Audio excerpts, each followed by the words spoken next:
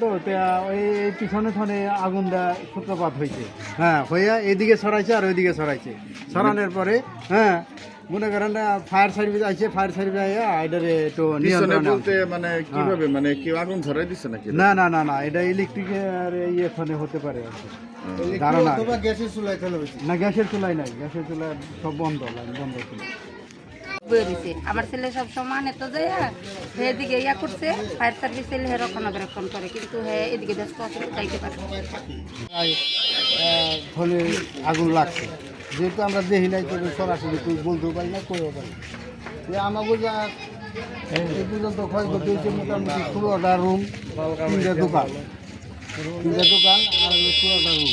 এবারে যা বাড়িতে করলো আর আমাকে লইয়া এবারে 1 কোটি টাকার উপর আমাকে এখানে ক্ষতি হয়েছে। রাতের 12টার দিকে খবর পাইছি বলে বাসায় আগুন লাগছে।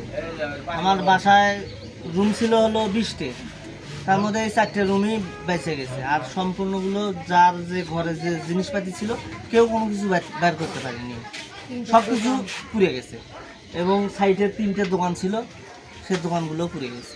আচ্ছা, আগুনের সূত্রপাতটা কিভাবে লাগছে আমরা বলতে পারবো না, আমরা তো কইলামই তো, আমরা বাড়িতে গেছিলাম সবাই ঈদের ছুটিতে, আমরা তো জানি না বলে কিভাবে আগুনটা না গেল।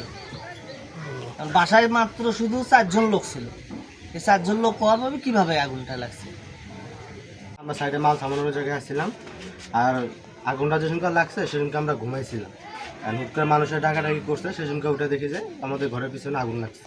ঠিক আছে, সেদিনকে মনে করেন যে তাড়াঘোড়া কইরা ওয়ার্ডরোব ছিল, তারপরে আপনার হাবিজাবি জিনিস ছিল, কিছু বাইক করছে, আর বাকি যা ছিল সব ওই জায়গায় পুড়ে গেছে।